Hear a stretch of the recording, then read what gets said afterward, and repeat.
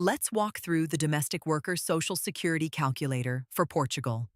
If you employ someone in your home, by the hour, by the day, or with a monthly salary, it shows how much you deliver to Social Security every month and how that splits between employer and worker. With payment by the hour selected, you only enter the hours worked in the month. Let's say 40 hours. Each declared hour counts €3 and 10 cents in 2026, and at least 30 hours per month must always be declared. Instantly, the calculator shows the total to pay Social Security for the month. On the conventional regime, the rate is 28.3% of the contribution base. The breakdown below shows how the figure is built.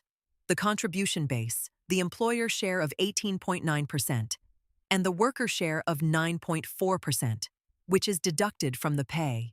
That's it. Switch the payment mode or change the hours and the result updates live. Try it yourself at Calculadora Capital.